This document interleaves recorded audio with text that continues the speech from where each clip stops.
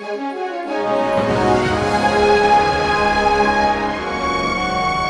ขภาพดีกับเจสันมินเตอร์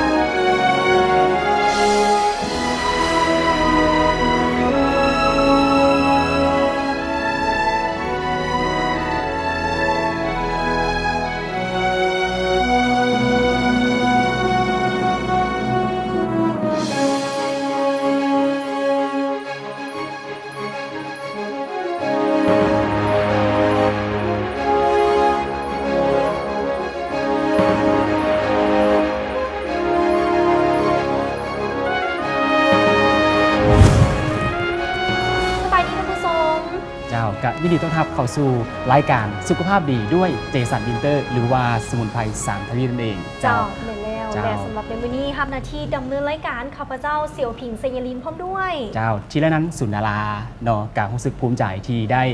นำสิ่งที่ดีมาฝากมาต้อนพี่น้องสาวสปป.ลาวเนาะมื้อนี้ก็ต้องขอขอบใจหรือว่าสถานที่ไทยทำของพวกเรานั่นคือโฮงแฮมหรือว่าภัตตาคารรีสอร์ทโอทองนั่นเองตั้งอยู่ที่หลัก14รู้สึกว่าบรรยากาศดีไม่ได้กับฝนตกแต่เศร้าเลยแมนอากาศเย็นได้เศร้าแล้วสังเกตว่าในตอนที่เขาเดินทางมาฮอดเนาะบรรยากาศ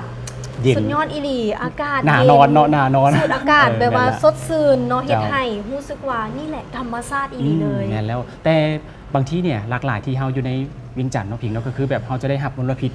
หลายอย่างว่าจะเป็นควันรถว่าจะเป็นจากโรงงานแต่ว่ามื้อนี้ได้รับออกซิเจนเต็ม 100% เลยแม่นแล้วนี่แหละเพิ่นบอกว่าสิ่งที่มาจากธรรมชาติจะเฮ็ดให้ชีวิตคนเฮานี่มีชีวิตชีวาขึ้นแล้วก็เฮ็ดให้เฮานี่มีสุขภาพที่ดีขึ้นอย่างเช่นในมื้อนี้เช่นเดียวกันได้เองเพราะว่ามื้อนี้เฮาจะมีผลิตภัณฑ์ดีๆมาแนะนำให้กับพี่น้องชาวลาวหรือว่าคนภายในสปป.ลาวนี่ได้รู้จักนั่นก็คือผลิตภัณฑ์เจสันวินเตอร์หรือว่าสมุนไพร3 ทวีปนั่นเองสมุนไพร3 ทวีปด้วยกันซึ่งมาจากไซเนเนาะสำหรับสมุนไพร3 ทวีปนี่บ่ว่าจะเป็นมาจากทวีปอเมริกาทวีปยุโรปและก็ทวีปอาเซียของเรานี่เองเจ้านั่นก็ถือว่าถามว่าเป็นอย่างต้องเป็นสมุนไพร3 ทวีปแต่ว่าจริงๆแล้วสมุนไพรที่ว่าเฮาเคยศึกษาเนาะที่ว่าเฮาได้เบิ่งตามโทรทัศน์เนาะน้องพิงเนาะก็ถือว่ามีหลากหลายแต่คำว่าหลากหลายต้องมีสิ่งที่ว่าดีกว่าแต่ว่าจริงๆแล้วเนี่ยสมุนไพรเจ้าโต3 ทวีปน้องผิงมีอยู่ที่ประเทศสหรัฐอเมริกาประมาณ100 ปีแล้ว100 ปีมาแล้วแต่เฮานี่บ่เคยฮู้มาก่อนว่ามีสมุนไพรดีๆแบบนี้หรือว่ามีสิ่งดีๆแบบนี้แม่นละและก็สำหรับประเทศเพื่อนบ้านของเฮากับประเทศใกล้เคียงกับประมาณ15 ปีแต่ว่าณตอนนี้โชคดีและภูมิใจดีใจแทนพ่อแม่พี่น้องชาวลาวที่ว่าในปัจจุบันนี้จะได้มีผลิตภัณฑ์ดีๆเพื่อเฮ็ดให้ทุกคนนั่นมีสุขภาพที่ดีหลายคนอาจจะคิดว่าอ้าวถ้าสมมุติว่าเป็นสมุนไพรเด็กน้อยรับประทานได้บ่ผู้ใหญ่รับประทานได้บ่หรือว่าผู้เฒ่ารับประทานได้บ่อันนี้แม่นถือว่าบ่ต้องเป็นห่วงขอตอบเลยเนาะได้ทุกเพศทุกวัยเนาะทุกเพศทุกวัยนั่นหมายความว่าคือบางคนสงสัยว่าเอ๊ะถ้ากินสมุนไพรของน้องผิงกับเองนี่จะต้องแบบว่าต้องเมาบอจังซี่จะต้องเจ็บหัวว่าอันนี้ขอตอบได้เลยแม้กระทั่งกากของสมุนไพรน้องผิงยังสามารถเอาไปปั้นเห็ดน้ำปั่นได้หายกระหู้เป็นบอเพราะว่าปกติแล้วทั่วไปนี่เพิ่นจะว่าเอาทิมเลยแต่ว่าอันนี้มันถือว่าเอามาประกอบใส่อาหารก็ได้หรือว่าที่กินเป็นแบบว่าใส่ไข่ดาวก็ได้ไข่เจียวก็ได้ได้เลยนะได้เลยเมื่อกี้กะจิบสมุนไพรไปแล้วเป็นอะไร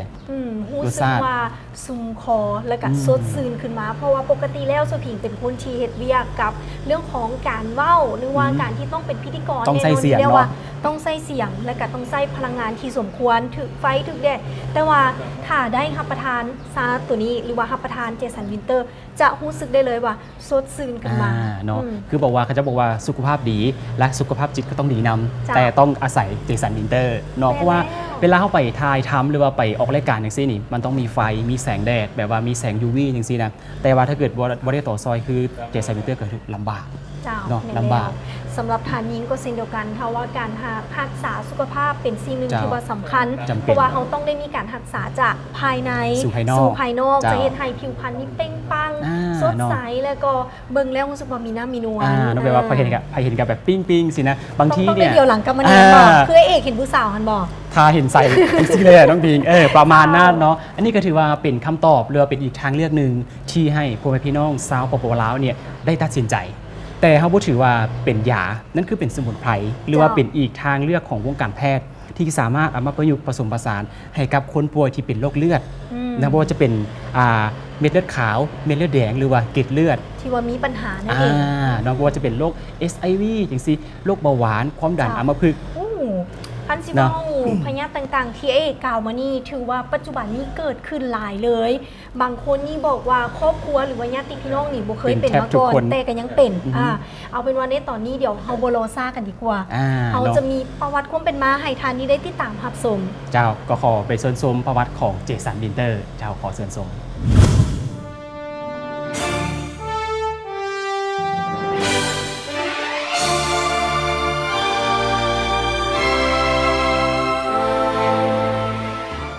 ซาเจสันวินเตอร์หรือซาสามทวีปถือได้ว่าเป็นสมุนไพรในวงการแพทย์ผสมผสานที่ซอยในการรักษาโรคเลือดที่ดีที่สุดในโลกคำว่าโรคเลือดประกอบไปด้วยโรคมะเร็ง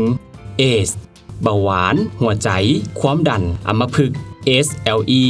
ซึ่งเกิดจากความผิดปกติของเลือดทั้ง3ส่วนได้แก่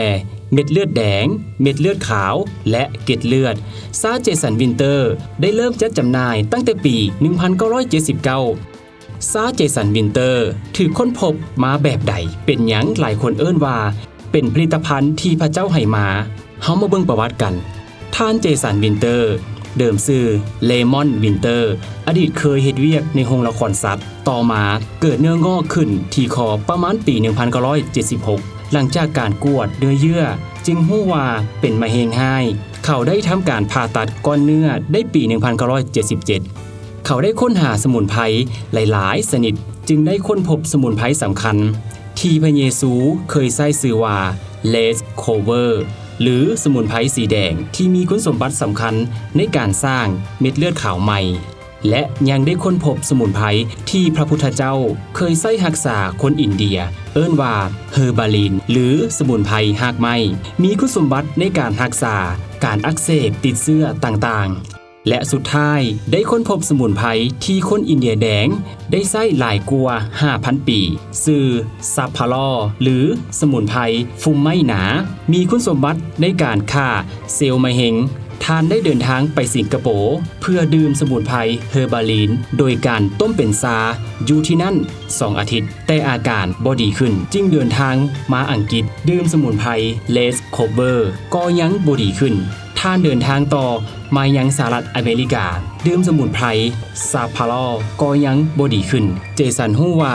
ลาวคงจะมีชีวิตอยู่อีกบ่เกิน3 มื้อด้วยความเสียดายที่เดินทางไปหาสมุนไพรทั่วโลกเพื่อรักษาตัวเองแต่คงจะบ่ได้ผลท่านจึงนำสมุนไพรทั้ง3 ทวีปมาโฮมกันและทรงเป็นสาดื่มเป็นครั้งสุดท้ายในชีวิตสิ่งอัศจรรย์ได้เกิดขึ้นท่านหายเจ็บคอบริเวณก้อนเนื้อในมื้อนั้นจึงดื่มต่อหมดมื้อทุกวันอีก3 อาทิตย์ก้อนเนื้อนั้นหายไป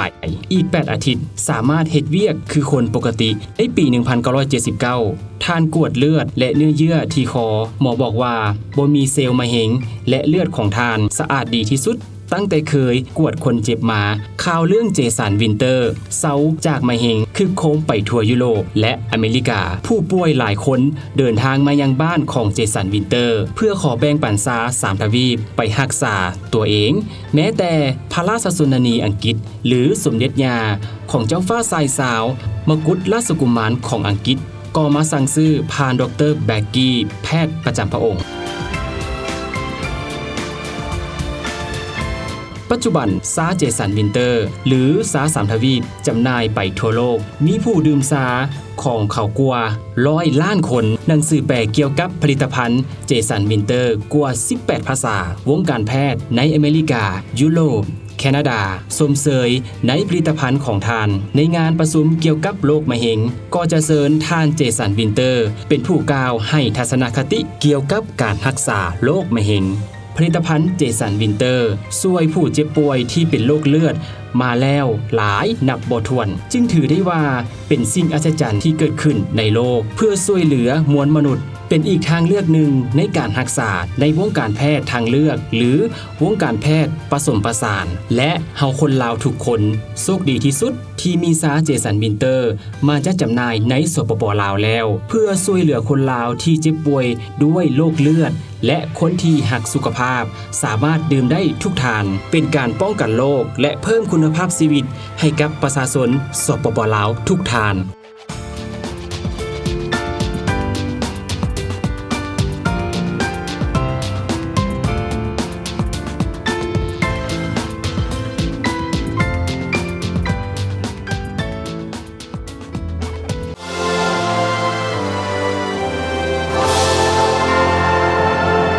เพื่อสุขภาพสาวสปป.ลาวมาแล้วสมุนไพร3 ทวีปเจสันวินเตอร์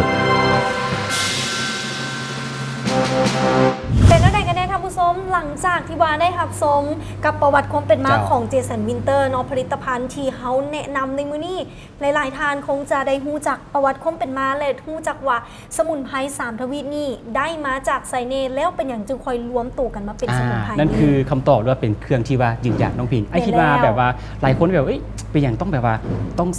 สมุนไพร3 ทวีปแล้วทั้งที่อยู่บ้านเขาเนี่ยมีหลากหลายสมุนไพรเป็นพันแบรนด์เลยพันยี่ห้อแต่มื้อนี้ถือว่าสุดยอดเนาะตอนนี้ข้าพเจ้าก็ได้ทดลองดื่มเบิงเนาะแล้วก็ให้ทั้งครอบครัวได้ทดลองดื่มก็ถือว่าสุดยอดเนาะแล้วก็เมื่อกี้ก่อนเข้ารายการก็ลองจิบเบิงเจ้าเอาเป็นว่าตอนนี้เดี๋ยวเขาดื่มให้ท่านผู้ชมก็ดีบ่ดื่มโซเลยตามจอกเห็นบ่ถือว่าเป็นอีกหนึ่งผลิตภัณฑ์ที่ขอบอกได้เลยว่าภูมิใจนำเสนออีหลีอยากให้ทุกคนนั้นได้ลองกันเบิงค่ะบ่เสือพวกเขาก็บ่เป็นหยังเนาะเพราะว่าพวกเขานี่มีสิ่งที่มาอ้างอิงและก็มาเฮ็ดให้ท่านผู้ชมได้ฮู้และก็มั่นใจหลายขึ้นว่านี่แหละคือสิ่งที่เฮ็ดให้สุขภาพดีขึ้นอีหลีแท้ๆเลยเดี๋ยวดื่มโซเลยเนาะสดชื่นเนาะสดชื่นสังเกตเบิ่งแต่ว่าโบต้องเว้าเรื่องของรสชาติก่อนแต่เว้าเรื่องของกลิ่นสิมีกลิ่นหอมขึ้นมาคล้ายๆคือน้องผิงเคยกินน้ำเก๊กฮวยบ่เจ้าหวานหอมประมาณนั้นเลยเนาะประมาณนั้นเลยถือว่าดื่มไปแล้วนี่สิบ่เฮ็ดให้รู้สึกว่านอนบ่หลับหรือว่ารู้สึกตื่นโตคือกับเฮาดื่มสารประเภทอื่นๆเนาะเพราะว่าบ่มีสารคาเฟอีนตัวนี้นี่ถือว่าตัดออกไปได้เลยมีหลายคนสงสัยว่าถ้าเกิดดื่มซาดื่มผลิตภัณฑ์เจสันวินเตอร์นี่แล้วเนี่ยจะเฮ็ดให้นอนหลับบอกเลยว่าหลับสบายเลยหลับสบายเลยเนาะแบบว่าหลับเลิกเลยบางคนหลายคนบอกว่าข้าพเจ้าพักผ่อนเพียงพอแล้วก็แบบว่าหลายคนข้าพเจ้านี่แบบว่านอนบ่ค่อยหลับแต่ดื่มผลิตภัณฑ์ของเจสันวินเตอร์แล้วหลับเลิกนี่นอนหลับสบายเนาะเอาเป็นว่าในตอนนี้ถ้าท่านผู้ชมได้ชมได้รับผู้แบบนี้แล้วเนาะก็ถือว่าต้องโบโลซาละอยากซื้อแล้วโทรเข้ามาหยิบโซ่สั่งจองตามเลขหมายเนาะตามเลขหมายชีแลนด์อยู่ข้างล่างทางลุมหน้าจอโทรทัศน์ตอนนี้เพราะว่าบางคนเป็นบอกว่าพอแต่ว่าออกอากาศไปนี่มีคนสั่งหลากหลายว่าแบบว่าขายแบบดีทะลุทลายเลยเนาะอันนี้เพิ่นบอกว่าดีอีถ้าว่าบ่ดีแท้บ่มีอย่างแน่นอนว่าลูกค้าซื้อแล้วสิกลับมาซื้อใหม่แม่นบ่ล่ะเนาะแต่ว่าสิ่งที่สำคัญท่านผู้ชมกำลังจะบอกว่าได้ผ่านการตรวจสอบจากกระทรวงสาธารณสุขหรือว่ากรมอาหารและยาถ้าบ่ดีบ่เจ๋งบ่ผ่านแน่นอนบ่ได้และก็ได้ผ่านการตรวจสอบจากกระทรวงสาธารณสุขกรมอาหารและยาและก็วัฒนธรรมตรวจสอบดีแท้เจ๋งแท้และยังบ่พอท่านผู้ชมยังมีหลากหลายประเทศที่ให้ใบเซอร์ติฟิเคตหรือว่าใบการันตีนานาประเทศและนอกเหนือจากนั้นยังมีแบบการแปล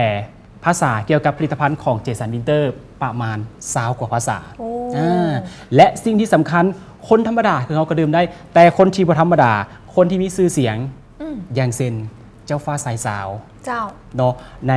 พระราชมงกุฎของพระราชินีของอังกฤษเพิ่นก็ได้สั่งซื้อทุกๆเดือน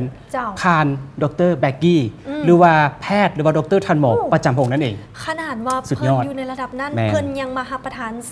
ว่าเป็นผลิตภัณฑ์เจสันวินเตอร์แล้วพวกเขาเด้เนาะเป็นอย่างจึงคอยจะมาสลาใจไปได้นี่ถือว่าเป็นอีกหนึ่งโอกาสดีๆที่เฮ็ดในทานนี่เลือกมาเพื่อว่าเสริมสร้างสุขภาพให้ดีขึ้นกว่าเก่าเนาะเอาเป็นว่าไผที่ว่าอยากจะได้ต้องได้ฮีบฮ้อนสั่งกันแล้วซึ่งว่าหมายเลขโทรศัพท์ของเฮาขึ้นในหน้าจอปัจจุบันนี้เลยเราโทรเดี๋ยวเพื่อเป็นการตอกย้ำเดี๋ยวเขาจะให้ไปเบิ่งไปชมวิธีคนที่เคสของคนป่วยทั่วประเทศทั่วโลกไปชมกันเลยเนาะ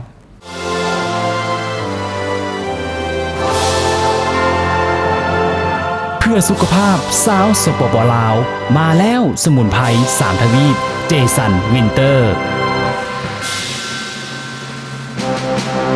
ค่อยลุงจิตตูท้องค่อยก็เป็นโรคเบาหวานโรคทำอิฐปี 2010 ก็มาเฮ็ดให้ใบพัดหัวใจ3เส้นเลือดตีบในหัวใจปี 2011 หมักไข้หลังคาสูงต้องล่างหมักไข้หลังทางสองท้องลุงห่างกายอ่อนแอที่สุดแล้วจนเฮ็ดบุญต่ออายุแล้วนี่คือเรื่องจริงยังมีรูปถ่ายให้เบิงเซียวๆค่อยมาเต็มเฮือนจะเอาไปวัดหรือไว้เฮือนดีแต่เซียวแนะนำลุงแนะนำ2อย่างมีซาเจสันวินเตอร์แม่บ้านก็ส่งให้ดื่มสุดทำอิฐดื่มครั้งทำอิฐก่อนหน้านี้ตาลุงฝากฟางโทรไปถามอาจารย์วิสัยอาจารย์บอกว่าบ่เป็นหยังบ่เกิน3 มื้อตาจะดีขึ้นแต่สุดท้ายก็ดีขึ้นแท้ทุกมื้อนี้ตาแก้งสว่างที่เศร้าดีทุกมื้อนี้ย้อนสายเจสันวินเตอร์ถึงแมนจะแพงด้วยคุณค่าของเงินแต่ด้วยคุณภาพแล้วบ่แพงเลยเฮ็ดให้ลุงพลิกผันชีวิตได้เพื่อนบ้านที่เคยเว้าขวัญจะเอาลุงไปไว้วัดตอนนี้ไผก็เว้าบ่ออกเพราะว่าลุงดีขึ้นย้อนสายเจสันวินเตอร์ข่อยซื้อนางจันทนาโพลเสนข่อยป่วยเป็นอัมพฤกษ์อาการเริ่มต้นรู้สึกเจ็บหัวจึงไปหาหมออาการยังบ่ดีขึ้นและมือก็บ่มีแฮงแขนขาก็บ่มีแฮงนอนอยู่ประมาณ1 อาทิตย์และรู้สึกอุกใจหลายย่านบ่เซาแต่พอดีหน้าแนะนำให้ดื่มซาเจสันตัวนี้ก็ดื่มประมาณ2 อาทิตย์ก็รู้สึกดีขึ้นและร่างกายของค่อยก็เริ่มมีแฮงอาการค่อยโดยรวมก็เริ่มดีขึ้นแขนขาเริ่มยกได้เฮ็ดเวียกได้เริ่มก็ดีขึ้นแข็งแรงคือเก่าอยากเชิญชวนทุกท่านลองมาดื่มซาเจสันวินเตอร์โดยเฉพาะคนที่มีอาการป่วยคือค่อยมันทรมานหลายข่อยซื้อป้าทองสุกไซยาเซตเจ็บป่วยเป็นไทรอยด์ยืดเนื้อมาดนแล้วเป็นแห้งกว่า10 ปีแล้วแต่ต้องกินยาห้องหมอตลอดเวลามีอาการไข้คือแบบแพ้อากาศตลอดเลยเสียงแหบและเจ็บคอตลอดหลังจากนั้นพบอาจารย์สุวิสัยเพิ่นแนะนำให้ดื่มซาเจสันวินเตอร์นี่ดื่มไปประมาณ1 อาทิตย์รู้สึกว่าดีขึ้นรู้สึกสดชื่นและอาการโดยรวมก็ลดลงดื่มมาเรื่อยๆประมาณ3 กระป๋องและแบบเม็ดก็ดีเช่นกับการปวดตามร่างกายรู้สึกว่าเฒ่าแก่ก็เซาไปอยากแนะนำให้หมู่เพื่อนที่เป็นไทรอยด์มาดื่มซาเจสันวินเตอร์ดีแท้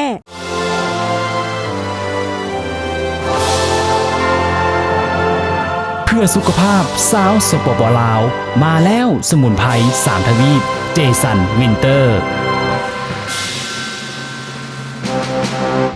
ข่อยซื้อท้องอาบสุกสัญญาทำอิฐข่อยเจ็บหลังและกะอ่อนเพลียมาตลอดกะเจ้า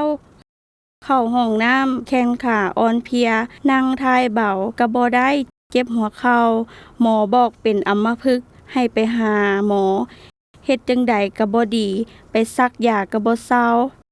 ไผว่ากินอันใดกะว่าดีกะซื้อมากินเฮ็ดจังใดนอนประมาณ 4-5 เดือนหลังจากนั้นก็พ่อซาเจสันวินเตอร์อาจารย์สุวิสัยแนะนำให้ดื่มซาเจตัวนี้ค่อยก็ดื่มได้3 อาทิตย์อาการอ่อนเพลียเข้าห้องน้ำปวดแขนปวดขาแต่หลังจากนั้นอาการอ่อนเพลียก็ดีขึ้นตามลำดับค่อยก็ดื่มมาเรื่อยๆแล้วก็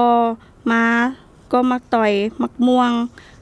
เข้าสวนมักม่วงอาการอ่อนเพลียดังกล่าวก็ดีขึ้นหลายพี่น้องพี่ป้าน้าอาซาเจสันตัวนี้ดีที่สุดและสู้กำลังได้หลายอีหลีเพราะโรคภัยไข้เจ็บข่อยเศร้าหมดละ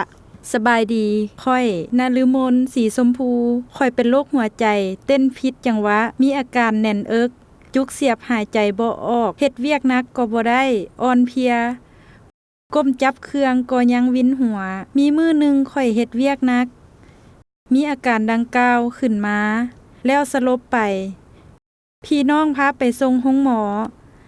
ตื่นมาอีกเทื่อที่หนึ่งค่อยฮู้ว่าสลบไป2 มื้อช่วงนั้นรู้สึกว่าบ่ดีเลยหมอบอกว่าห้ามเข้าห้องน้ำหรืออยู่ตามลำพังคนเดียวจนมาเฮือนป้าเพิ่นมาแนะนำซาโตนี่เจสันวินเตอร์ให้ทรงดื่มแทนน้ำมื้อละ1 ลิตรค่อยเริ่มดื่มซาโตนี่2 อาทิตย์ค่อยมีสุขภาพร่างกายที่ดีขึ้นแข็งแรงขึ้นแต่หลังจากนั้นค่อยดื่มทุกมื้อจนมาฮอดครบกำหนดวันที่10 เดือน 1 ปี 2556ท่านหมอได้แจ้งให้ค่อยฮู้ว่าผลการกวดที่เสกไว้ดีขึ้นร่างกายปกติหัวใจเฮ็ดเวียกปกติค่อยมั่นใจว่าซาโตนี่ดีแท้ๆอยากแนะนำว่าท่านใดที่มีอาการคือค่อยให้เริ่มดื่มซาโตนี่ท่านจะมีร่างกายแข็งแรงดีขึ้นบ่เพียงแต่รักษาและยังป้องกันชีวิตของท่านและให้ท่านพบกับคนหักทุกมื้อป้าซื้อบุญมา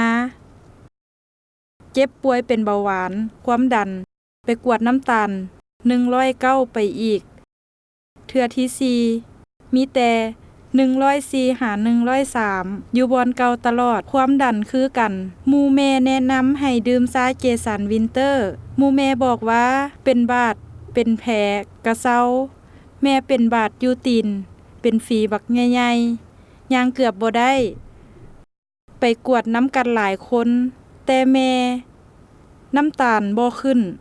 แม่เลยบอกว่าดื่มซาเจสันวินเตอร์เฮ็ดจังใดสิได้ซื้อกินกระปุกน้อยก็มีกระปุกใหญ่ก็มีอยู่ห้องหมอมีคนถามอายุซ้ำกันข่อยคือเฒ่ากว่าเจ้าหลายแท้กะดีย้อนว่าซานี่ละดีแท้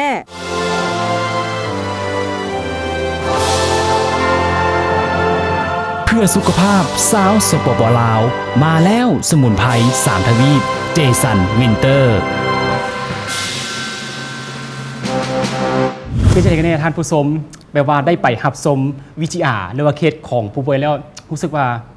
บ่เชื่อก็ต้องเชื่อน้องพี่ แม่นแล้วเนาะบางคนนี่มีผู้ป่วยที่ตัวเองนั้นฮู้จักที่ตัวเองนั้นอาจจะเป็นคนใกล้ชิดคนฮัก คน อ ที่ ย่าง ฮัก เช่น แพ ว่าง พ่อแม่พี่น้องหรือว่า แม่นแล้ว เกิดขึ้นกับตัวเองที่กำลังป่วยอยู่หรือว่ากำลังที่จะเป็นหรือ แม่น บาง แล้ว คนยังบ่ได้เป็น แม่น บ่ แล้ว เป็นหยังเนาะถือว่าไปดื่มไว้ได้เลย แม่นแล้ว ถือว่าเป็นสิ่งที่ดีเป็นโอกาสเป็นทางเลือกและก็เป็นสิ่งที่เฮ็ดให้บางคนที่อาจจะมีโอกาสเสียชีวิตไปแล้ว แต่กลับมาใช้ชีวิตแบบคนปกติได้ เสียดายเนาะน้องพิงที่แบบว่าหลากหลายคนที่เสียชีวิตไปแล้ว แต่หากก็ฮู้จักผลิตภัณฑ์เจสันวินเตอร์ แม่นแล้วฉะนั้นเนาะต้องได้ฮีบพ้นกันแล้วในตอนนี้โอกาสมาฮดมือเฮาแล้วถ้าเฮาบ่คั่วไว้นี่ถือว่าเสียดายอีหลีได้เนาะเพราะว่าบางคนนี่ถือว่าคือดังไอเอกเว้านี่แหละว่าเสียชีวิตไปพี่น้องจึงค่อยคิดว่าน่าจะมาไว้กูนี่ฉะนั้นเฮาเด้ในตอนที่เฮายังมีชีวิตอยู่ เฮาฮู้แล้วเนาะท่านผู้ชม เฮา ฮู้แล้ว ดื่มเลยใน แม่นแล้ เต็ม ว มื้อนี้ เนาะ เป็นต้นไป แม่นแล้ว อาจจะดื่มตั้งแต่ว่าเด็กน้อยเลยก็ได้ แม่น ดื่ม แล้ว มาเลย ทุกคนแหละ เจ้า ต้องหักสุขภาพตัวเอง คำถามก็คือเวลาเขาจะไปหักคนอื่นเนี่ยต้องเริ่มจากการหักตัวเอง แน่นอน เริ่มจาก แล้ว ใส่รักษาสุขภาพ นี่ ทางกาย เจ้า และสุขภาพทางจิตใจนี่คือสำคัญ แม่นแล้ว เพราะ เจ้า ว่าถ้าเกิดว่าเขาหักคนอื่น แต่ว่ารู้จักหักตัวเองนี่คำตอบบ่มีประโยชน์ แม่นแล้ว ที่จะไปหาคนอื่น เาะฉะนั้นอย่าว่าสละใจไปเรื่อง แม่น สุขภาพเป็นสิ่งที่สำคัญเฮาต้องเริ่มจากมื้อนี้เริ่มแต่เดี๋ยวนี้เริ่มจากตัวเองนี่แหละ แม่น จึง แล้ว ค่อยเป็นครอบครัว ทดลองก่อน หรืว่าหมู่เพื่อน ทดลองก่อน เนาะซึ่งว่าในตอนนี้ถือว่าเฮามีอยู่ 2 แบบให้ท่านผู้ชมนี่ได้เลือกบางคนนี่มักแบบพบพาสะดวกสบายนี่ก็แบบแคปซูลนี่เลยเนาะซึ่งว่าในตอนนี้ผลิตภัณฑ์เจสันวินเตอร์เฮามีอยู่ 2 แบบให้ เจ้า ท่านผู้ชมนี่ได้เลือกมักแบบสะดวกสบายพกพาไปใส่มาใส่ได้ดีเลยเนาะ แบบอัดเม็ดเนาะแล้วก็แบบผง แม่น อันนี้คือ แล้ว แบบต้มท่านผู้ชมแต่ว่ารู้สึกว่าแบบอัดเม็ดเนี่ย1สะดวกสบาย2มาเพิ่มคุณภาพ4เท่าน้องผิง เจ้านี่ 4เท่าเลย เม็ด ท่าน เดียว ผู้ชม เท่ากับกลิ่น4เท่าเลย แม่นแล้วคือเอาง่ายๆคือเม็ดเดียวเท่ากับกินอันนี้4จอก นี่ เห็นบ่ าะ แต่สำหรับท่านผู้ชมท่านใดที่ว่ามักดื่มสมุนไพรแบบฮ้อนๆ หรือว่ามักดื่มน้ำร้อนอย่างซี่ เฮ็ดให้สดชื่น เจ้า ต้องแบบนี้เลยเป็นผงที่เขาสามารถ แม่น ไป แล้ว ชงใส่น้ำได้ และ อืม สำหรับนักเดินทางท่านผู้ชมนี่เลยแบบอัดเม็ด เจ้า และก็เรื่องคุณภาพเพิ่มอีก4เท่าน้องพิง นี่ แบบว่าถ้าเกิดว่าเขาดื่มแบบจอกก็คือ4จอกจังเท่ากับ1เม็ด นี่ ถามว่าคำถามว่าเอ๊ะถ้าเกิดในเม็ดถ้าอัดขนาดนั้นแข็งน้องพิงเอาเลยเมื่อเลยก็ยังแทบจะบ่ขาด นี่ เพราะอัดเนี่ยอัดด้วยเครื่อง เจ้า ที่แบบทันสมัยที่สุด แม่นแล้วเนาะ อ่า รับประกันว่า เจ้า ของแท้แน่นอ เจ้าน เนาะ ถ้าเกิดว่า ท่นผู้ชม เบิ่งจากรายการนี้หรือว่าเบิ่งจากรายการสุขภาพดีด้วยเจสันวินเตอร์รับประกันของแท้แน่นอน แม่นแล้ว ล้านเปอร์เซ็นต์ท่านผู้ชม เจ้า นั่นถือว่าเป็นสิ่งที่เราอยากแนะนำหรือว่าอยากแนะนำคนที่มีปัญหาสุขภาพ หรือคนที่บ่มีปัญหาดื่มในบ่อน้ำพิง ได้แน่ ดื่มได้ น เล อย นเนาะอย่างเช่นว่า ดื่มได้ เป็น เลย สุภาพสตรีทานยิง เจ้า ทานซ้ายหรือว่าจะเป็นเด็กน้อยผู้เฒ่า สามารถดื่มได้เพื่อว่าเสริมสร้างให้สุขภาพที่ดีเฮาต้องเริ่มตั้งแต่เดี๋ยวนี้เพื่อ รักษา ว่า ไว้ก่ กา อ ร น มี รักษา สุขภาพที่ ไว้ ยื ก่อน น ยาวอยู่กับลูกกับหลานไปโดน เจ้า ๆและก็คนเฮาถ้าว่ามีสุขภาพที่ดีแล้วแน่นอนว่าความสุขก็จะตามมา แม่นแล้วสุขกายสุขใจ เจ้า เวลาหาเงินเนี่ยก็หาด้วยความสบายใจเนาะหาด้วยความสบายใจ อืม เนาะตอนนี้ก็อยากเชิญชวนเนาะพ่อแม่พี่น้องชาวสปปลาวมาดื่มผลิตภัณฑ์เจสันวินเตอร์หรือว่าสนใจอยากสั่งซื้อนี่เลย หมายเลขโทรศัพท์ หมาย ไว้หีบโทรกันเลยเดี๋ยว เนาะ หมดแล้วสิ มี หา แบ ว่า บ เฮาบ่บอกเนาะ แบบเม็ดแล้วก็แบบ แบบเป็นผงที่เรา เป็ สาน มาร ผ ถ งเนาะ ส่งได้ แบบพกพาเนาะ เจ้าเอาเป็นว่าในตอนนี้เดี๋ยวเราไปตอกย้ำความชัดเจนอีกครั้งหนึ่งว่า อ่า ดีแท้หรือบ่ ไปเบิ่งเลยท่านผู้ชมเจ้า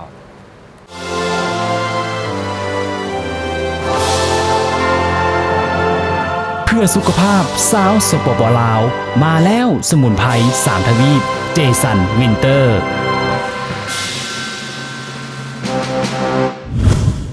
สบายดีอ้ายซื้อบุญซืบบุญเกิดคอยเจ็บป่วยเป็นโรคฝีในปอด ตอนทำอิฐที่เป็นมีอาการเจ็บหน้าอกเจ็บเสียบบนหน้าอกเวลาเฮาหายใจลึกๆมีอาการเจ็บหลายคอยเข้าไปห้องหมอไปกวดเซ็กเบิงหนอง ที่มันอยู่ในปอดรักษาแล้วก็ยังคือเก่าหายใจเลิกบ่ได้ก็ยังมีอาการเจ็บอยู่ หลังจากนั้นมา พบอ้ายสมุนลาวก็แนะนำว่าเมียของลาวเป็นมะเร็งดื่มสาเจสันอาการของเมียลาวดีขึ้นลาวก็เลยแนะนำให้เอื้อยค่อยดื่มค่อยก็ทดลองดื่มค่อยดื่มได้ประมาณเดือนปลายอาการที่ค่อยย่างแล้วเมื่อยแต่ตอนนี้ค่อยย่างได้หลายขึ้น จากอาการหายใจยาวบ่ได้ แต่ตอนนี้หายใจลึกๆได้ คืออาการเจ็บมันจะลดลงมาฮอดวันที่7 เดือน 1 ปี 2013 ไปหาหมอกวดเบิงหมอบอกว่าน้องเหลือหน่อยแล้ว หมอถามว่าไปเฮ็ดหยังมาค่อยก็บอกว่าบ่ได้เฮ็ดหยังกินยาที่หมอให้นั่นล่ะ หมอบอกว่าอาการดีขึ้นและแข็งแรงคือคนปกติกินได้นอนหลับและย่างได้ไกลถ้าเกิดว่าไผมีอาการคือแบบค่อยก็ทดลองดื่มเบิงเพื่อจะได้มีสุขภาพแข็งแรงคือค่อยตอนนี้ค่อยเฮ็ดเวียกได้ตามปกติเฮ็ดได้ทุกอย่างกินได้นอนก็หลับ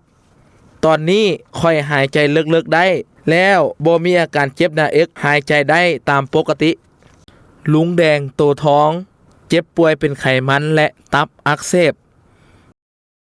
เบาหวานที่ผ่านมาบ่ฮู้ว่าตัวเองเป็นโรคแบบนี้เพราะว่าบ่เคยไปหาหมอหลังจากที่ได้มีอาการมึนงงและอ่อนเพลียก็ได้ไปหาหมอกวดเลือดได้พบเบาหวาน300กว่าไขมันในเส้นเลือดสูงตับอักเสบค่อยก็ได้กินยาที่หมอให้หลังจากนั้นเมียค่อยได้ฮู้จักอาจารย์มาไลยได้แนะนำสาเจสันวินเตอร์ให้ลองดื่มเบิงหลังจากที่ท่านหมอได้นัดครึ่งเดือนไปพบแล้วก็ได้เดินทางไปหาหมอกวดเบิงเลือดก็พบว่าไขมันในเลือดเบาหวานลดลงมาครึ่งกว่าหลังจากนั้นได้ดื่มสาเจสันวินเตอร์มาตลอดจนฮอดเวลาหมอนัดอีกเทื่อหนึ่งได้กวดเบิงอีกเทื่อหนึ่งท่านหมอบอกว่า ควบคุมอาหารได้ดี หลังจากที่ค่อยได้ฮู้ว่าดื่มซาเจสันวินเตอร์นี่เฮ็ดให้ค่อยแข็งแรงและค่อยก็ได้แนะนำให้อ้ายญาติพี่น้องที่เจ็บป่วยซาตัวนี้ดีแน่นอน ทุกมื้อนี้ค่อยยังดื่มอยู่ไปหาหมอ หมอบอกว่าสุขภาพแข็งแรงปกติดี ถ้าท่านใดที่เป็นอาการเดียวกันกับค่อยก็ลองไปดื่มเบิงเพราะค่อยคิดว่าซาตัวนี้ช่วยให้ชีวิตคุณภาพความแข็งแรงกลับคืนมาแน่นอน ให้พี่น้องเชื่อว่าซาเจสันนี่เป็นซาที่ดีที่สุด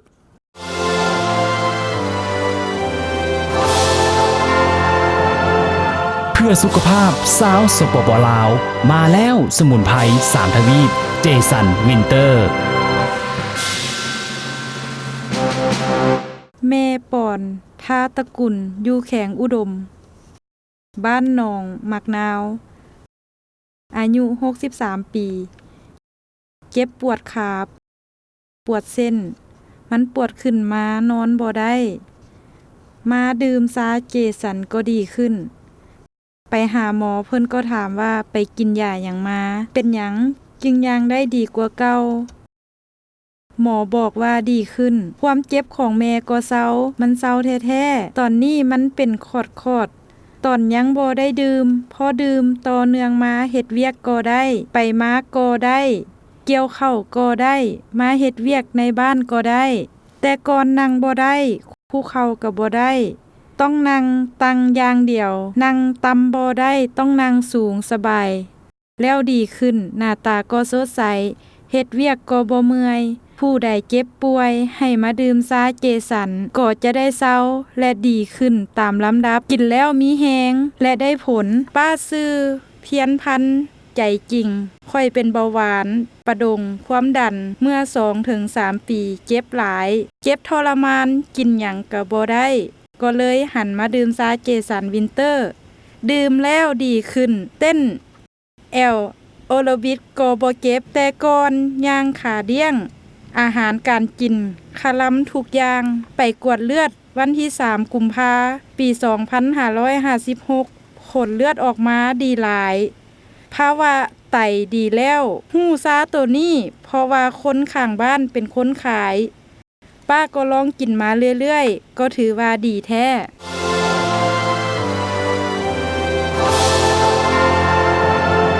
เพื่อสุขภาพสาวสปปลาวมาแล้วสมุนไพร3ทวีปเจสันวินเตอร์ สบายดีค่อยซื้อโยพินเมฆวิการได้ฮู้กับซาเจสันวินเตอร์ เริ่มจากเรื่องของสุขภาพของค่อยบ่ดีเกี่ยวกับลำไส้จากเจ็บท้องตอนทำอิฐมีอาการถอกท้องตอนกลางคืนเลยสงสัยเลยไปพบแพทย์บอกว่าเป็นเนื้องอกอยู่ลำไส้หมอนัดกวดอาการทุกเดือนแต่บ่มีอาการจะดีขึ้นเลยพอดีกลับมาบ้านรู้สึกว่าน่าจะมีหนทางที่รักษาแบบอื่นไปเสิร์ชอินเทอร์เน็ตพ่อผลิตภัณฑ์ซาเจสันวินเตอร์ของอาจารย์สุวิสัยก็เลยสนใจแล้วก็ไปสั่งซาจากอาจารย์มาเริ่มดื่มเดือนทำอิฐอาการเริ่มดีขึ้นจากเจ็บท้องที่เป็นกลางคืนดุก็ลดหน่อยถอยลงดื่มไประยะ1 เดือนทานหมอนัดกวดสุขภาพหมอก็ได้ออกคำเห็นว่าที่เป็นเนื้องอกในลำไส้ลุดเซาไปส่วนหนึ่งหลังจากนั้นก็ดื่มซาเจสันมาเรื่อยๆเป็นเวลาทั้งหมด2 เดือนอาการที่เป็นเนื้องอกในลำไส้สามารถรักษาโรคอื่นๆหลายอย่างเช่นโรคไมเกรนและภูมิแพ้หลายอย่างที่ค่อยเป็นอยู่ถือว่าเป็นผลดีที่ได้จากการดื่มซาเจสันวินเตอร์ก็ถือว่าเป็นผลิตภัณฑ์ที่ดีเป็นทางเลือกสำหรับคนที่หมดทางรักษาโรคต่างๆโรคมะเร็งหรือโรคที่บ่มีทางรักษาถือว่าเป็นทางเลือกชนิดหนึ่งขอเชิญชวนสำหรับท่านใดที่อยากดีสำหรับซาเจสันวินเตอร์ดีแท้ๆลุงสิริสอนศิลป์ค่อยเป็นไมเกรนกับความดันสูงตอนทำอิฐก็บ่ฮู้ดอกปกติ ก็เฮ็ดเวียกชีวิตประจำวันในครอบครัวก็เจ็บหัวทางด้านหน้าและด้านหลังส่วนหลายจะเจ็บงอนส่วนเวลานอนกลางคืนก็จะเจ็บปวดตื่นขึ้นมาก็กินข้าวกินแล้วก็กินยาแก้ปวดใส่เป็นอยู่ประมาณ 3-4 เดือนก็เลยไปหาหมอก็บอกว่าเป็นความดันสูงกับไมเกรนบัดนี้หมอก็ให้ยามากินก็กินเรื่อยๆเวลาเจ็บเฮาก็กินมันก็สิเซาเวลาเฮาเซากินมันก็จะเจ็บอีกจะเป็นลักษณะแบบนี้มื้อคืนเจ็บหัวตอนกลางเว้นก็เจ็บ11 หา 1 โมงก็เจ็บบัดนี้อยู่มามื้อหนึ่งหมู่แนะนำมาให้กินซาหมู่ก็เอาไว้ให้กินเอาไว้ให้ลองกินเบิงพอกินไปมื้อ2 มื้อก็เริ่มเบาโตขึ้นสบายนอนก็รับสบายตอนเว้นก็บ่มีอาการหยังแต่ก่อนค่อยเป็นคนผิวพรรณแห้งเหงื่อออกยากตอนนี้เฮ็ดเวียกหยังก็เหงื่อออกรู้สึกดีหลายเลยตัดสินใจกินจากนั้นก็กินมาเรื่อยๆไปหาหมอตามนัดกินหยังมารักษาสุขภาพได้ดีเนาะข่อยก็เลยบอกทานหมอว่าข่อยกินอันนี้เด้ฮู้อยู่ในใจเฮาก็ภูมิใจคือซาตัวนี้ดีแท้ๆพอซาตัวนี้เฮ็ดให้ข่อยเป็นปกติเฮาก็ดื่มมาเรื่อยๆทุกมื้อนี้ตอนทำอิฐก็กินทุกมื้อตอนเช้าดื่มแทนน้ำเลยพอข่อยเป็นโรคดื่มแทนน้ำทรงไว้ไปใส่ไปมาก็ทรงใส่ขวดอย่างที่ข่อยได้ดื่มมาผสมมามั่นใจเลยถ้าหากมีความพร้อมแนะนำให้ซื้อดื่มทันทีเลยเพราะซาตัวนี้ดีหลายและก็ประวัติศาสตร์บ่ธรรมดาประดงความดันเมื่อ 2-3 ปีเจ็บหลายเจ็บทรมานกินหยังก็บ่ได้ก็เลยหันมาดื่มซาเจสันวินเตอร์ดื่มแล้วดีขึ้นเต้นแอล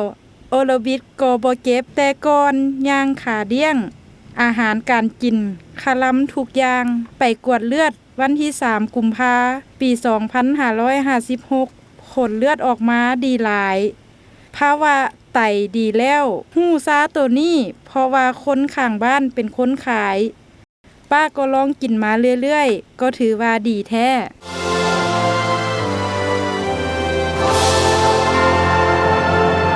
เพื่อสุขภาพสาวสปปลาวมาแล้วสมุนไพร3 ทวีปเจสันวินเตอร์เป็นใจกันเนี่ยท่านผู้ชมหลังจากที่ได้ไปเบิงเคสของผู้ป่วยแล้วก็รู้สึกว่าสุดยอด แม่นแล้ว บ่เชื่อก็ต้องเชื่อเจ้าบางคนนี่หมอบอกได้เลยว่ารักษาบ่ได้แล้วต้องได้ อีก กลับ 3 บ้าน มื้อ อีก3 มื้ออาจจะเสียชีวิตหรือว่าบางคนนี่บอกว่าอยู่ได้ฮอดแต่3 เดือนเนาะแต่ว่าได้มาลองผลิตภัณฑ์ของ เป็น เขา ปี แล้ว แล้วอยู่เป็นปีแล้วตอนนี้นั่นคือเป็นสิ่งที่แบบว่ามาแล้วขนลุกน้องพิง เจ้า แบบว่าแบบประทับใจในสิ่งที่แบบว่าเป็นผลิตภัณฑ์ที่ว่าสุดยอด แม่นแล้ว เนาะ แล้วก็โดยเฉพาะเป็นทานยิงคือจังซี่นี่เนาะมีปัญหาหลายอย่างใดอย่างเช่นว่าปวดประจำเดือนบ่ มักเจ็บท้อง เบา น้องพิง ขออนุญาต เจ้า เนาะบางคนนี่ก็มีปัญหาเรื่องของการที่ว่าสุขภาพบ่ดีเจ็บอดๆเอ็ดๆเนื่องจากการเฮ็ดเวียกหนักนี่ดื่มไปแล้วรู้สึกว่าผ่อนคลายหรือว่าเบงเบาลงได้แล้วก็รู้สึกว่าดีขึ้นเป็นลำดับไป แล้ววันนี้ส่วนตัวของน้องพิงเนี่ยไอ้เอกสงสัยว่าเอาเวลาใดที่ว่าไปรักษาสุขภาพ และมีตัวซอยแบบใดจังสิเจ้าไอเอกตอบได้แบบบ่ยากเลยเนาะคือบางคนนี่คือคิดว่าถ้าสมมุติว่าเฮาบ่ได้เป็นพยาธิอีหยังเด้เฮาดื่มแบบใดเนาะเฮากินแบบใดเฮาจะเฮ็ดแนวใดเพื่อเฮ็ดให้มีสุขภาพที่ดีเฮาก็เอาแบบนี้นี่แหละเนาะส่งไปแบบนี้ใส่กระตุกไปเฮ็ดเวียกน้ำดื่มน้ำกระตุกใส่น้ำร้อนที่เก็บความร้อนได้ แล้ว เนาะ เฮาก็กินแบบว่าเป็นคือกับน้ำปกติไปเลยก็ได้คือกันอันนี้แม่นบ่มีปัญหาหยังอันนี้ก็ซอยเฮ็ดให้เฮานี่รู้สึกสดชื่นได้ตลอดมื้อเลยเนาะแล้วก็ถ้าสมมุติว่าคือถามเอกคืนมานี่เนาะถ้าสมมุติว่าบางคนคือเอกนี่อยู่กับอันนี้มาดุลอยู่กับวงการเรื่องของการผู้เจ็บผู้ป่วยอีกต่างๆแบบนี้คือผู้เจ็บหนักๆแบบนี้ที่เขาสิกินจังใดเฮ็ดจังใดจึงค่อยสิฟื้นฟูมาได้แบบทันการหรือว่าไวเป็นคำถามที่ดี อันนี้ก็ข้าพเจ้าขอตอบเลยเนาะท่านผู้ชมถ้าเกิดว่าในเคสของผู้ป่วยที่ว่าขั้นสุดท้ายแล้วว่าขออนุญาตเป็นมะเร็งขั้นสุดท้ายนี่เลยแบบอัดเม็ดเอาแบบอัดเม็ดไปเลยมันจะเห็นผลภายใน3 มื้อ7 มื้อ3 มื้อ7 มื้อบางคนแค่2 มื้อบางคนแค่มื้อเดียวเจ้าแต่ อย่าเฝ้าเสื้อ นี่ ต้องทดลองเบิ่งก่อน แม่นแล้ว แต่สำหรับตัวข้าพเจ้าและก็น้องผิงที่ได้มีโอกาสเฮ็ดเวียกในวงการแบบนี้ ก็ถือว่าได้ทดลองดื่มได้ทดลองกินมาแล้ว แม่น เนาะ แล้ว ถือว่าเป็นผลิตภัณฑ์ที่แบบว่ามันแบบซอยชีวิตของคนเฮาได้หลายล้านคนมาแล้วน้องผิง เจ้า ร้อย ร้อยกว่าชีวิตล้านคนแล้ว ที่แปลว่ารักษาบ่ว่าจะเป็นโรคเลือดโรคเบาหวานมะเร็งความดันอัมพฤกษ์อัมพาตและก็ไมเกรน เจ้าบางคนนี่ เนาะ เพิ่นบอกว่านอนอยู่บนเก่าหนิ่งไปใส่บ่ได้เป็นอัมพฤกษ์อัม เจ้า พาตแต่ว่าได้รับประทานไปแล้วรู้สึกว่าดีขึ้นมาค่อยๆ กระซุ่มกระซวยขึ้นมาเลย แขขาค่อยๆนิ่งติ่งได้ แม่นแล้ว แล้วก็ถือว่าปัจจุบันนี้บางคนหนียางได้แบบคนปกติเลยท่านผู้ชม แม่นละ เอาเป็นว่าในตอนนี้เนาะผู้ใดที่ฟังแบบนี้แล้วอยาเฝ้าเสือเฮานอกจากว่าจะได้ทดลองด้วยตนเอง คือการที่นำไปรับประทานเองและก็แนะนำคนที่ทานหักเป็นสิ่งที่ดีที่สุดเลย หรือ อยาก ว่า จะแนะนำไว้ หรือว่าอยากจะโทรมาสอบถาม call center ได้ เขาก็มีผู้เชี่ยวชาญ เจ้า ในทั้งไทยในเรื่องของสมุนไพรเจสันวินเตอร์ว่าเอ๊ะจากสอบถามมังกรบ่ซื้อบ่เป็นอย่าง แม่นแล้ว นะให้สอบถามว่าถ้าค่อยเป็นโรคนี้ดื่มได้บอ อืม แบบผงได้บอแบบเบดได้บอมี เจ้า เลย call center นี่จะมี นะ ผู้แนะนำให้ว่าเฮาควรดื่มแบบใดควรกินแบบใดแล้วก็รักษาสุขภาพแนวใดเพื่อว่าเฮ็ดให้ทุกๆครานนี้อยู่ในภายในประเทศลาวของเฮานี่ได้มีสุขภาพที่ดีขึ้น และก็มีคุณภาพชีวิตที่ เจ้า ดีขึ้นกว่าเก่าเนาะ เจ้า เอาเป็นว่ากะฝากกันไว้แล้วก็ที่สำคัญย้ำกันอีกครั้งหนึ่งต้องได้เฝ้ากันในแล้วเนาะไผที่ว่ายังบ่ทันได้เป็นเจ้าของหรือว่ายังบ่ทันได้ทดลองนี่เบอร์โทรที่ขึ้นในหน้าจอปัจจุบันนี้ โทรมาสอบถามได้เลย โทร เนาะโทรมาสอบถามเลยถือว่าเป็นอินเทรนหรือว่าเป็นโปรดักต์อันหนึง เจ้า ที่ภาคภูมิใจ อืม เนาะนั่นก็ขอฝากไว้สำหรับพ่อแม่พี่น้องชาวสปปลาวของเราแต่ว่าตอนนี้เดี๋ยวเราไปพักชมสิ่งที่น่าสนใจจากทางรายการกันก่อนเนาะเจ้า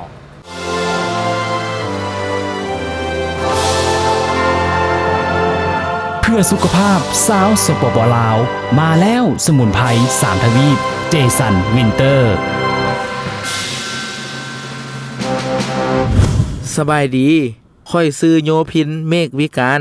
ได้ฮู้กับสาเจสันวินเตอร์ เริ่มจากเรื่องของสุขภาพของค่อยบ่ดีเกี่ยวกับลำไส้จากเจ็บท้องตอนทำอิฐมีอาการถอกท้องตอนกลางคืน เลยสงสัยเลยไปพบแพทย์ แพทย์บอกว่าเป็นเนื้องอกอยู่ลำไส้ หมอนัดกวดอาการทุกเดือน แต่บ่มีอาการจะดีขึ้นเลย พอดีกลับมาบ้านรู้สึกว่าน่าจะมีหนทางที่รักษาแบบอื่นไปเซิร์ชอินเทอร์เน็ต พ่อผลิตภัณฑ์สาเจสันวินเตอร์ของอาจารย์สุวิสัย ก็เลยสนใจ แล้วก็ไปสั่งซาจากอาจารย์ มาดื่ม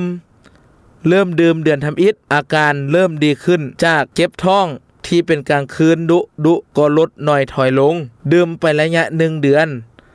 ทานหมอนัดกวดสุขภาพ หมอก็ได้ออกคำเห็นว่าที่เป็นเนื้องอกในลำไส้ลุดเซาไปส่วนหนึ่ง หลังจากนั้นก็ดื่มสาเจสันมาเรื่อยๆ เป็นเวลาทั้งหมด2 เดือน อาการที่เป็นเนื้องอกในลำไส้สามารถรักษาโรคอื่นๆหลายอย่างเช่นโรคไมเกรนและภูมิแพ้หลายอย่างที่คอยเป็นอยู่ถือว่าเป็นผลดีที่ได้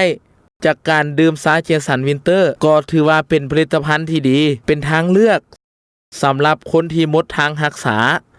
โรคต่างๆโรคมะเร็งหรือโรคที่บ่มีทางรักษาถือว่าเป็นทางเลือกชนิดหนึ่งขอเชิญชวนสำหรับท่านใดที่อยากดีสำหรับสาเจสันวินเตอร์ดีแท้ๆ ป้าซื้อเริ่มท้องอ่อน อยู่บ้านหนองแคม วัฒนาเมืองทาสร้าง แขวงอุบล แต่ก่อนข่อยเป็นอัมพฤกษ์หมอแนะนำให้ไปผ่าตัดป้าบ่ไปเลยไปหาหน้า เต้ยซึ่งแล้วเป็นผู้ขายซาเจสันวินเตอร์ มากินซาต้มตัวนี้กินหมดเพียง2 กระป๋อง อาการป้าดีขึ้นบ่ได้ไปหาหมอเลยไผเป็นคือป้า ขอให้มาดื่มซาตัวนี้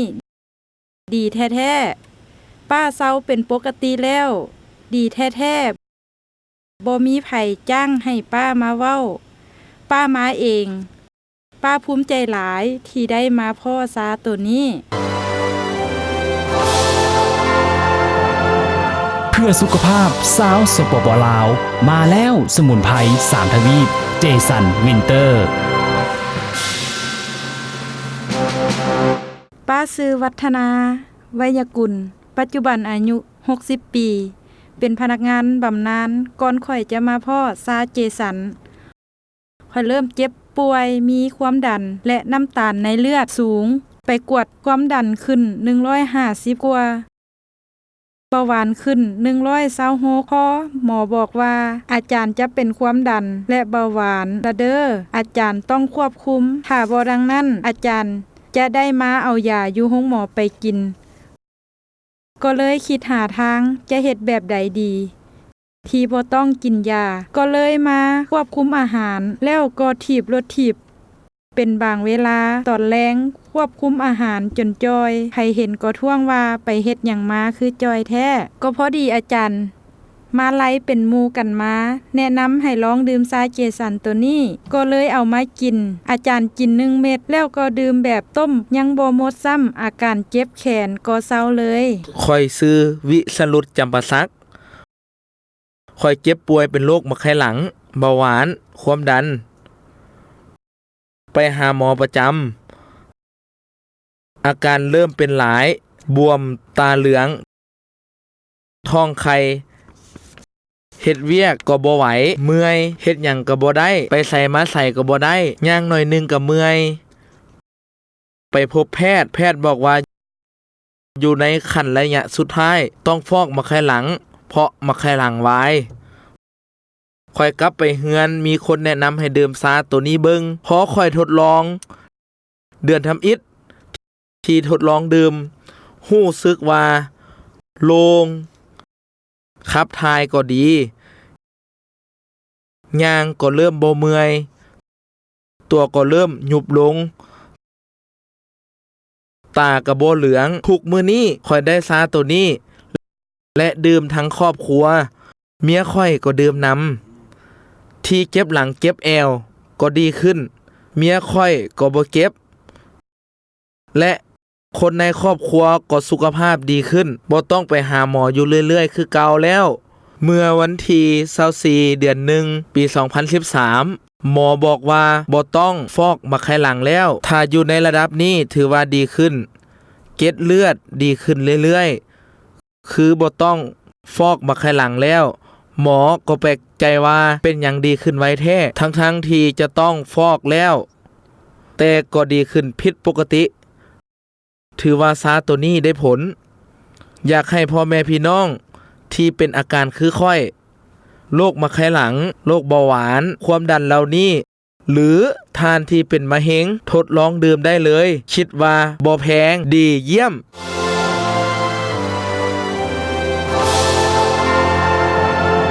เพื่อสุขภาพสาวสปปลาวมาแล้วสมุนไพร3 ทวีปเจสันวินเตอร์ซื้อเมสงาต้นพมอายุ55 ปีเป็นคอพอกเป็นพิษเป็นไทรอยด์เป็นพิษเมื่อยหายใจสั่นงุดหงิดบัดนี้เพิ่นแนะนำซาเจสันเฮานี่กินแล้วรู้สึกว่ามีแฮงขึ้นหลายบ่เมื่อยหลาย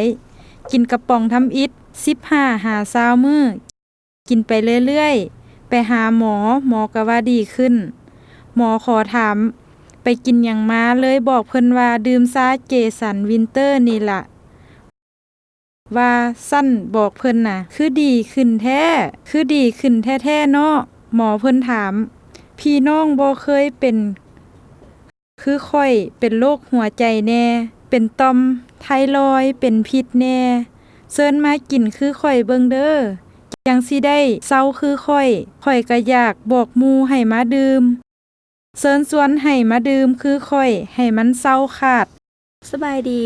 ป้าซื้อสมรักแพงคมอายุ63 ปีป้าเป็นคนขี้โรคป้าเจ็บป่วยเป็นโรคประจำตัว4โรค 1. โรคภูมิแพ้ 2. โรคหืดหอบ 3. โรคเลือดจาง4โรคเจ็บหัวเข่าลูกชายเฮ็ดเวียกอยู่สหรัฐอเมริกาโทรมาบอกปี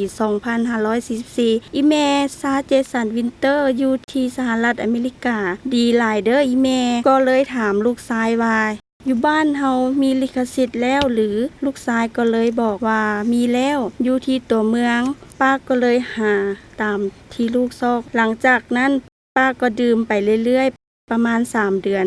หมอค่อยๆลดยาลง6 เดือนหมอจะบ่ให้ยาหยังอีกเลยป้าคิดว่าซาเจสันวินเตอร์เป็นซาสุขภาพเป็นซาอายุวัฒนาแท้ๆเบิ่งป้าแม่63 64ยังบ่แฮวผิวพรรณป้าเต็งตึงหมู่รุ่นเดียวกันแฮวหมดแล้วป้าก็ยอมรับว่าเป็นซาอายุวัฒนะป้าบ่ได้หาหมอเลยสุขภาพแข็งแรงบ่เป็นคนขี้โรคคือแต่ก่อนป้าเลยดื่มมาจนทุกมื้อดื่มทั้งครอบครัวสุขภาพดีทุกคนกระป๋องหนึงได้หลายเดือนสำหรับครอบครัวข่อยอยากจะเชิญชวนผู้ที่อยากสุขภาพแข็งแรงและ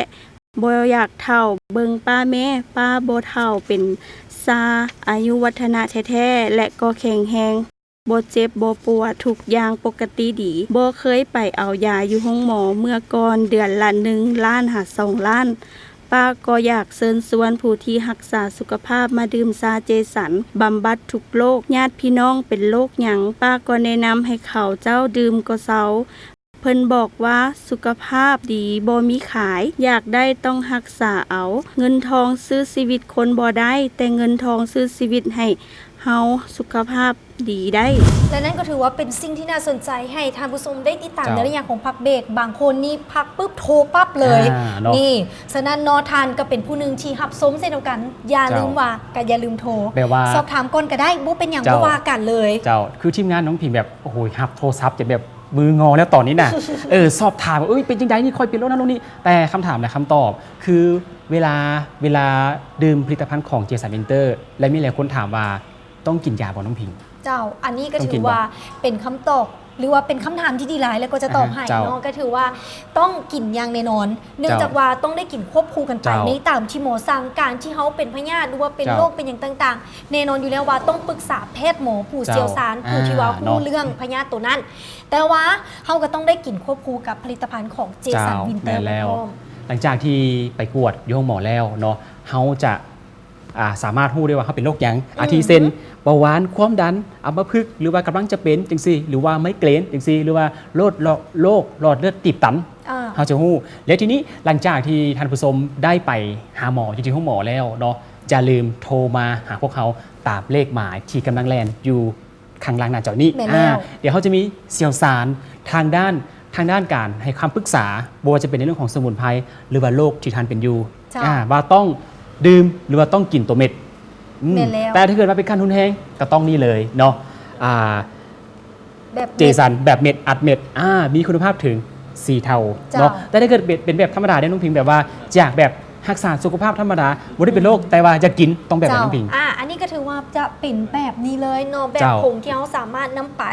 ส่งได้เพื่อว่าเจในเฮานี่มีสุขภาพที่ดีขึ้นเรื่อยๆ เจ้า และก็เฮ็ดให้เฮารู้สึกว่าการที่เฮามีสุขภาพที่ดีถือว่าเป็นลาภที่ประเสริฐที่สุดในชีวิตคนเฮาเลย นั่นแหละ เนาะที่สำคัญการรับประทานเอียงก็แล้วแต่เข้าสู่ร่างกายของพวกเฮาเป็นสิ่งที่ดี แต่เฮาก็ต้องได้รู้จักการรักษาตัวเองด้วยการที่หนึ่งการออกกำลังกาย แม่น อย่าง ที่ถูกต้อง สม่ำเสมอ แม่นแล้ว เจ้า แล้วก็ 2 การกินอาหารที่ครบถูกต้องตามสุข หา อ โม นามัย แม่นแล้ว หา หา ห โม มู่พร้อม แม่นแล้วเนาะกับ เจ้ามี มีหลายคนน้องพิงที่แบบว่าดื่มสิ่งที่ห้องว่าแปลกปลอมหรือว่าเป็นสารเคมีตกข้าง แล้วก็มีหลายคนโทรเข้ามาถามหลังรายการว่าสามารถเจ้าตัวผลิตภัณฑ์ตัวเนี้ยสามารถ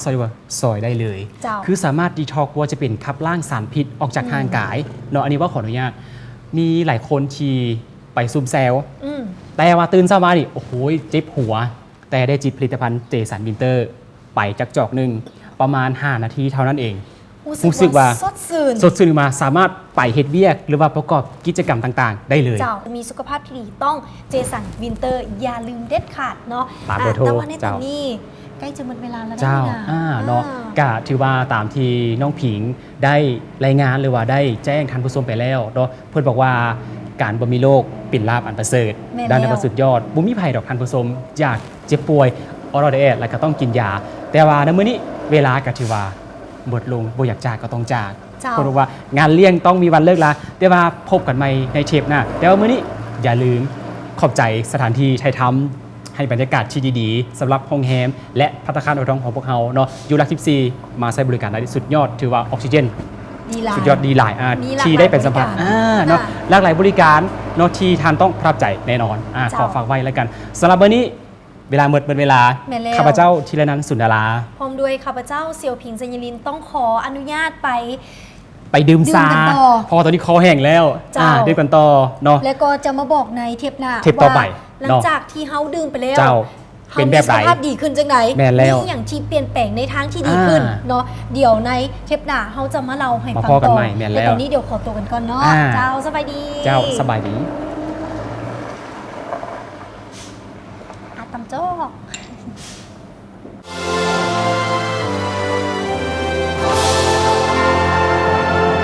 เพื่อสุขภาพสาวสปปลาว มาแล้วสมุนไพร3 ทวีปเจสันวินเตอร์